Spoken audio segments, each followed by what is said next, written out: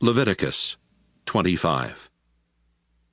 When Moses was on Mount Sinai, the Lord told him to say to the community of Israel, After you enter the land that I am giving you, it must be allowed to rest 1 year out of every 7. You may raise grain and grapes for 6 years, but the 7th year you must let your fields and vineyards rest in honor of me, your Lord. This is to be a time of complete rest for your fields and vineyards, so don't harvest anything they produce. However, you and your slaves and your hired workers, as well as any domestic or wild animals, may eat whatever grows on its own.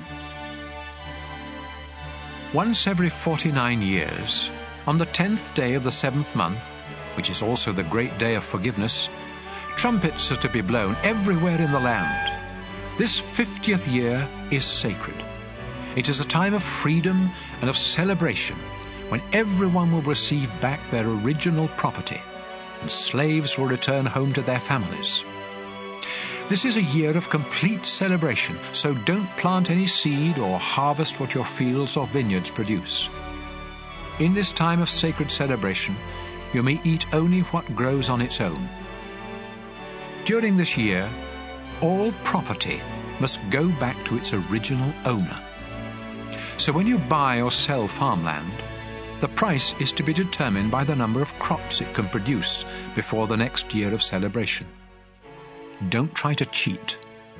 If it is a long time before the next year of celebration, the price will be higher, because what is really being sold are the crops that the land can produce.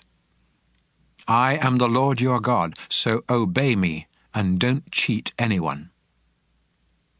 If you obey my laws and teachings, you will live safely in the land and enjoy its abundant crops. Don't ever worry about what you will eat during the 7th year, when you are forbidden to plant or harvest. I will see to it that you harvest enough in the 6th year to last for 3 years. In the 8th year, you will live on what you harvested in the 6th year. But in the 9th year, you will eat what you plant and harvest in the 8th year.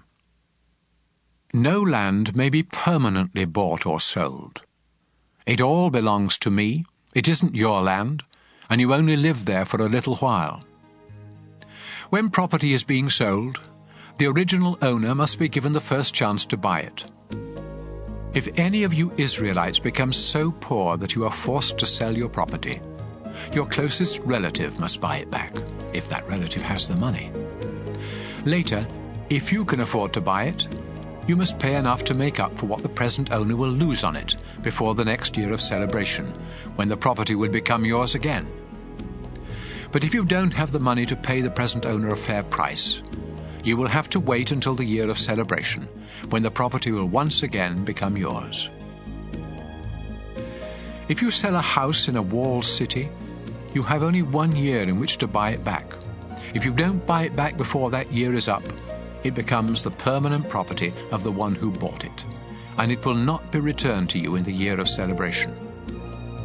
But a house out in a village may be bought back at any time, just like a field, and it must be returned to its original owner in the year of celebration. If any Levites own houses inside a walled city, they will always have the right to buy them back. And any houses that they do not buy back will be returned to them in the year of celebration, because these homes are their permanent property among the people of Israel. No pasture land owned by the Levi tribe can ever be sold. It is their permanent possession. If any of your people become poor and unable to support themselves, you must help them, just as you are supposed to help foreigners who live among you. Don't take advantage of them by charging any kind of interest or selling them food for profit. Instead, honor me by letting them stay where they now live. Remember, I am the Lord your God. I rescued you from Egypt and gave you the land of Canaan so that I would be your God. Suppose some of your people become so poor that they have to sell themselves and become your slaves.